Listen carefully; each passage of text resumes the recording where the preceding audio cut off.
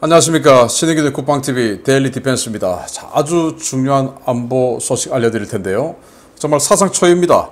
대만 해협에 항모들이 대치를 하고 있는데 이게 뭐 한두 척이 아니고 중국 항모 2척, 미국 항모 3척, 총 5척의 항모가 대치를 하고 있는 상황입니다. 자, 그래서 이런 초유의 사태가 봉착을 해 있는데 물론 뭐 이 일요일 8월 7일까지 중국이 실사격 훈련을 하고 있는 무력 시위를 하고 있는 기간이기 때문에 곧 긴장은 사그라들겠지만 그럼 이 대치되었던 항모들, 이 항모들의 전력은 어떻게 되냐?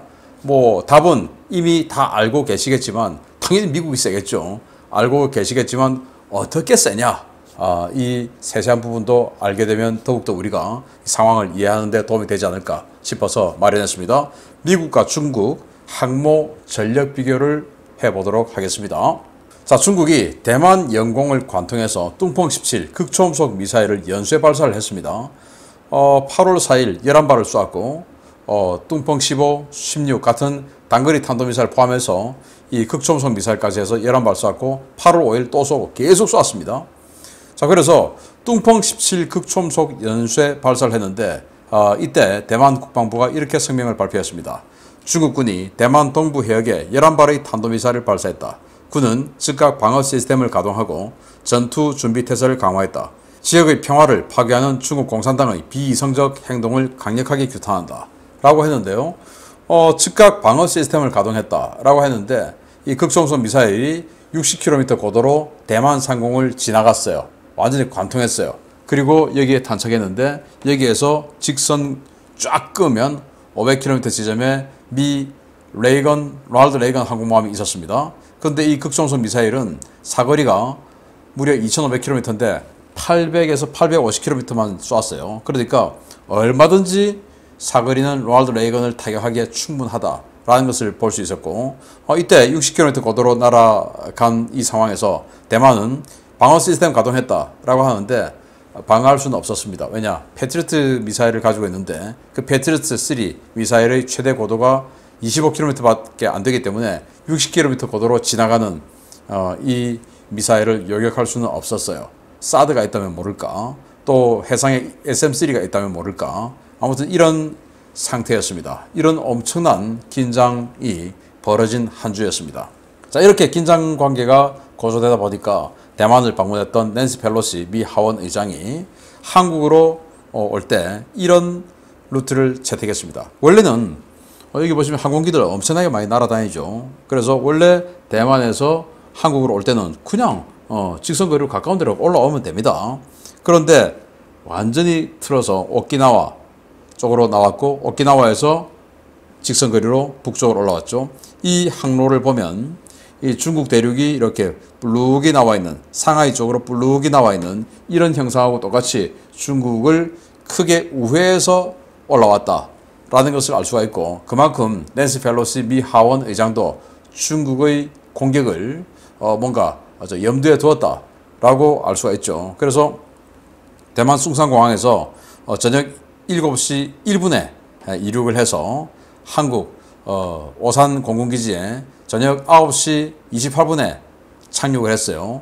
근데 이 착륙할 때 우리 한국 외교 당국자들이 영접에 나가서지 않았다고 막 비난을 하고 하는데 이건 지금 미국하고 애초에 약속이 된 겁니다. 왜냐? 밤늦게 가니까 또 특히 밤늦게 갔다가 바로 그냥 숙소로 가는 그런 시스템이었기 때문에 굳이 안 나와도 된다. 나오는 게 오히려 더 번거롭다. 라고 해서 안 나오는 것으로 조율이 된 상태에서 우리 외교당국에서 안 나갔는데 그걸 뭐 외교부 장관이 안 나갔다는 둥 뭐 이렇게 비난을 하는 것은 상황을 모르고 하는 소리다 라는 말씀을 제가 좀 바로잡아 드립니다. 자, 이런 우회한 항로가 있었고요. 자, 그래서 긴장의 바다가 된 대만 인근 해역입니다. 초유의 항모 그리고 항모의 대치인데요. 중국은 랴오닝 항모 전단을 북해함대에서 출항시켜서 이렇게 지금 대만 쪽으로 갔습니다. 산둥 항모 전단은 해남도에서 출격해서 북쪽으로 올라왔습니다. 이렇게 두 척의 항모 전단이 지금 대만 쪽으로 접근했고 듀얼 캐리어 그러니까 두 척의 항모가 동시 항해하는 그런 작전을 한다라는 거죠. 그리고 미국 같은 경우는 이 남중국해에 있던 로널드 레이건 항모전단이 이렇게 올라와서 여기 지금 대만 남동쪽에 진을 쳤습니다. 그리고 사세보에 있던 트리폴리 경항모 전단이죠. 경항모 전단이 지금 오키나와 쪽으로 관통을 해서 대만 북쪽에 있습니다. 그리고 그 뒤에 백업으로 아메리카 경항모 전단도 이렇게 백업 들어와 있고요. 지금 이 서태평양 쪽으로 SX 강습 상륙 전단도 오고 있는 상황입니다. 그런데 SX는 지금 여기에 이 상황에는 없었죠. 자, 이렇게 해서 중국의 랴오닝, 산둥 해서 두 척의 항모전단, 미국 로널드 레이건, 트리폴리, 아메리카 이렇게 해서 한 척의 정규 항공모함과 두 척의 F-35 탑재 경항공모함 이렇게 5개 전단이 대치를 한 상황이 된 겁니다. 자, 그러면은 도대체 이 중국 항모전단들, 이 중국 항모전단의 능력은 도대체 어떻게 되냐라는 걸 우리가 한번 살펴보겠습니다. 자, 중국의 첫 번째 항공모함이죠. 랴오닝. 이 랴오닝은 원래 소련이 건조하던 중에 소련이 망해버렸죠. 근데 어디서 건조했냐? 지금 현재 우크라이나의 미콜라이우, 이 미콜라이우 조선소에서 만들고 있었어요. 지금 그 고려인 출신의 지금 주지사가 있는 곳이죠. 헤르손 북쪽에 있는 곳입니다. 거기에서 만들고 있던 중에 소련이 망해버렸습니다. 그래서 이 랴오닝 항모는 우크라이나 소유가 된 거예요. 근데 우크라이나는 항모를 가지고 뭐 패권 경쟁을 하고 이런 나라가 아니었죠. 그래서 중국이 4천만 달러에 샀습니다. 4천만 달러.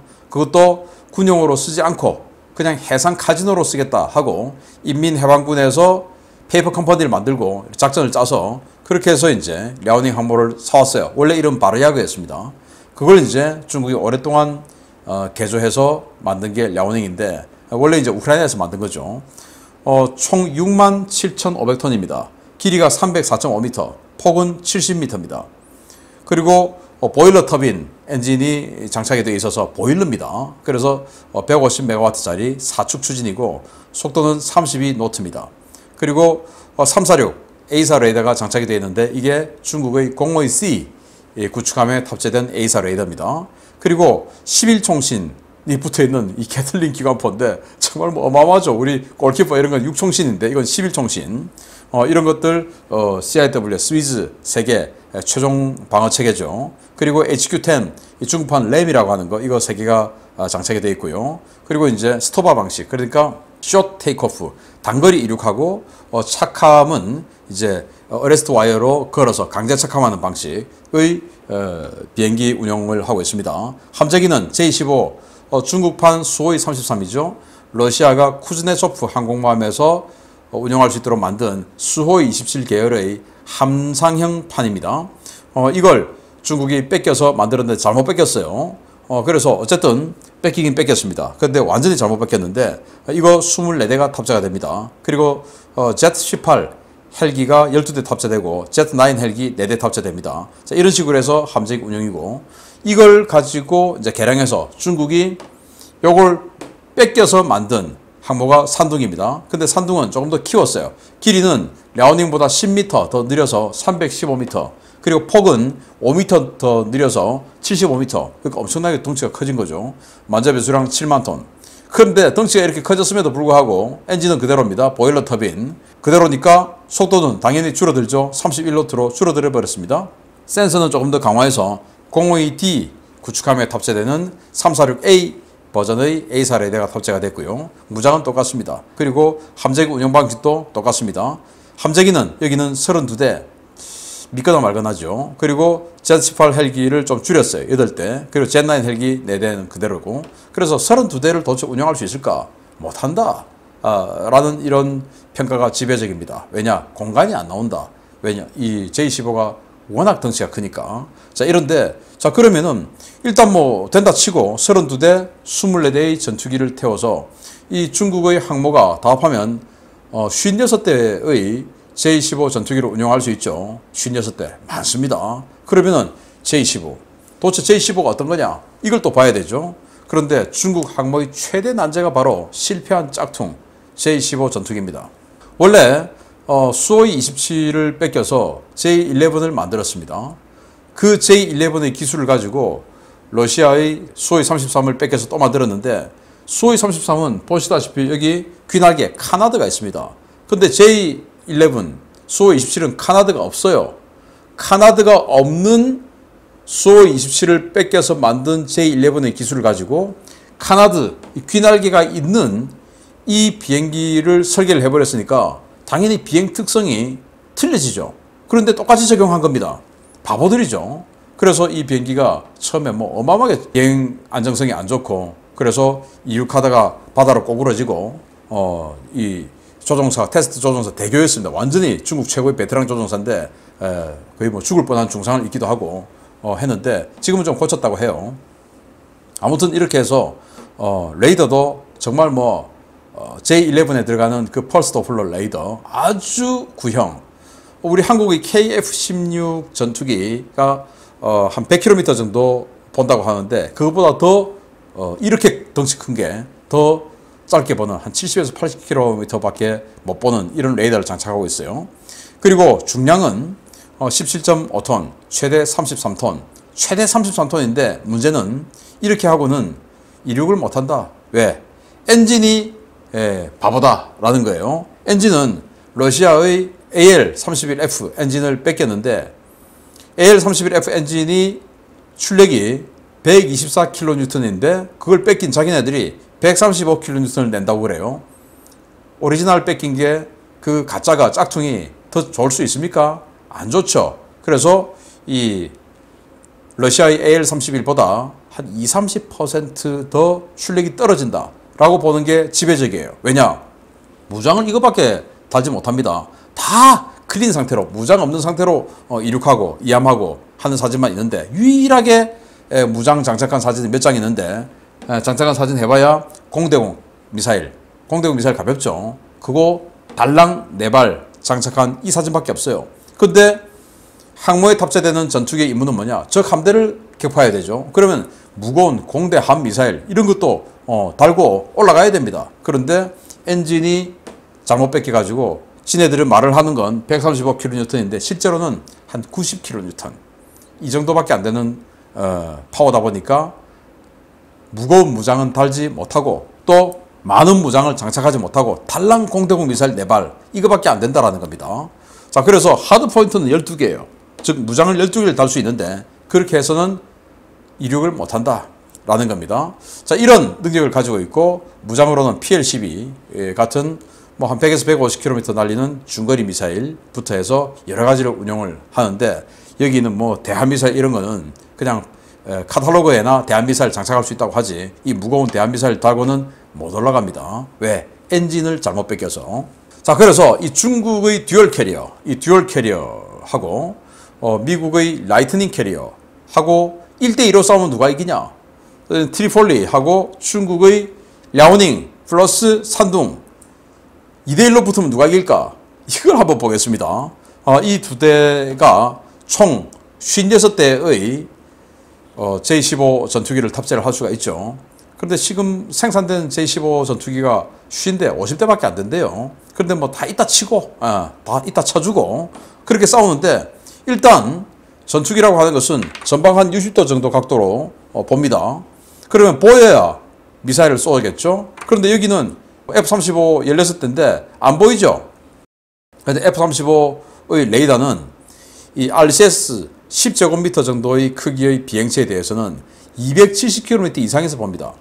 그러니까 이 수호이 33 계열을 뺏긴 이 J-15는 RCS 레이더 반사 면적이 워낙 커요. 우리 F-16 전투기 정도가 한 3제곱미터, 라팔이나 유로파이터가 한 1제곱미터, 우리 KF-21, KF-X죠? 여기 한 0.5제곱미터 이 정도 된다고 판단을 하는데 이건 10제곱미터, 어마어마하게 크죠. 이걸 F-35는 270km 이상에서 봅니다. 그리고 F-35가 가지고 있는 중거리 미사일이죠. 150km 날릴 수 있는 암람 C7 버전 이걸 가지고 공격을 해버리면은 또 이 F-35에는 LPI 모드 해서 이 센서 퓨징해서 내가 굳이 레이더를 잔뜩 레이더파를 보내서 여기를 탐지하고 뭐 이렇게 안 하고 이 전투기가 락온이 됐는지 안 됐는지도 모르고 그냥 미사일이 날아와서 때려버립니다. 그래서 이 전투기는 왜 죽는지도 모르고 그냥 죽어요. 그런데 반면에 여기 J15는 이 RCS 3제곱미터에 달하는 큰 비행기를 150km에서 본다라고 주장하는데 실제 우리 F-16 전투기 정도 되는 거를 한 80km 정도에서 본다라는 게 정설입니다. 이거 제가 과거에 공군 고위 관계자에게 들었던 내용입니다. 자, 그래서 여기는 아예 못 보죠. 못 보고 여기는 멀리서 보고 때려버립니다. 그냥 끝나는 겁니다. 자기가 왜 죽는 건지도 몰라요. 자, 그러면 로널드 레이건 항모가 이렇게 있습니다. 그러면 로널드 레이건 항모에는 지금 F-35 없어요. 전부 슈퍼호넷 전투기, F-18 슈퍼호넷 전투기인데 여기는 스텔스가 아니죠. 여기는 볼 수가 있습니다. 문제는 이 로널드 레이건 항모에 탑재되는 이 F-18 슈퍼호넷 전투기 레이더가 성능이 아주 좋아요. 역시 이 RCS 10제곱미터 정도 되는 수호이 33 계열의 이런 전투기는 250km 이상에서 봅니다. 정말 대단한 레이더죠. 그리고는 쏴버립니다. 그리고 더 중요한 건 이 로널드 레이건 항모에는 EA-18G 그라울러 전자전기가 탑재됩니다. 그래서 그냥 뭐 전자전 재밍 해가지고 아예 그냥 이놈들의 레이더를 완전히 먹통으로 만들어 버립니다. 그리고는 미사일을 쏴버리죠. 상대가 안 되는 것이죠. 그렇게 해서 중국의 이 듀얼 캐리어, 그들이 처음으로 조선소에서만 그동안 듀얼 캐리어 했죠. 매일 수리하고 있으니까. 그래서 딸엔에 있는 딸엔 조선소에서만 이 항모 두 척이 항상 이렇게 있는 걸 보아왔는데 그걸 또 자기네 듀얼 캐리어 한다고 하다가 또 고장나서 돌아가기도 했고 그랬는데 이번엔 진짜 듀얼 캐리어. 그런데 그 듀얼 캐리어 해봐야 미국의 경항모에게도 지고 미국의 슈퍼 캐리어 정규 항모에게는 당연히 지고 이런 상황이다. 그런데 지금 큰 소리는 어마어마하게 치죠. 그러면 이제 이렇게 공대공에서 졌어요. 공대공에서 지면 이제 끝나나? 아니죠. 이 미국의 슈퍼캐리어 로널드 레이건에는 LRASM이라고 하는 스텔스 AI 바탕의 스텔스 장거리 공대함 미사일이 탑재가 됩니다. 이 슈퍼호넷 한 대가 이렇게 4발을 탑재할 수 있어요. 이거 그냥 탑재하고 나서 이 비행기들 전투기들 다 격추시킨 이후에 슈퍼호넷들이 쫙 떠서 멀리서 사거리가 560km나 되니까 그냥 뭐 한 300km 정도까지 딱 날아와서 쏴버리고 그냥 가면 됩니다. 그러면은 이제 알아서 자기네들끼리 의논해가면서 이 LRASM의 특징은 자기네들끼리 AI 인공지능으로 의논을 해가면서 회의를 하면서 합니다. 야, 나는 1번이야. 2번 너는 말이야. 저 랴오닝 저걸 크게 돌아서 우회해서 들어와. 나는 바로 들어갈 테니까. 그래야 제가 요격탄을 날리기 힘들어. 뭐 이런 식으로 의논을 해서 갑니다. 그래서 이 랴오닝 전단, 산둥 전단 모조리 그냥 수장시켜버릴 수 있는 그런 대함 타격 능력까지 가지고 있으니까 그냥 게임 끝나는 겁니다. 자, 그래서 항모 대치라는 뭐 이런 건 말도 안 되는 어불성설이다. 중국이 도발 시에 벌어질 상황은 뭐냐? 그냥 이렇게 화염을 뿜고 바다로 들어가는 것밖에 없다. 라는 거예요. 근데 이거 지금 자세히 보시면 항공모함이에요. 항공모함. 쿠즈네초프입니다. 러시아의 쿠즈네초프가 이렇게 보일러를 떼서 가니까 매연을 이런 식으로 뿜고 완전 지구 대기를 이런 식으로 오염시키면서 항해하고 다니는 기가 막힌 사진인데요. 이걸 이제 침몰하는 것으로 가정해서 이 사진을 갖다 썼습니다.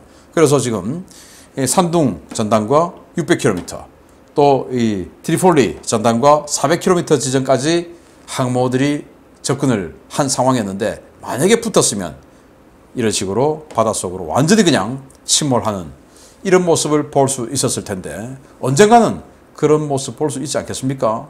그래서 지금까지 중국이 계속 대만을 침공하는 리허설을 며칠 동안 해오고 있는데 이런 일이 일어나지 않길 바라며 대만도 과거 트럼프 대통령 시절에 대만과 미국이 군사동맹을 체결하려고 시도를 했었죠.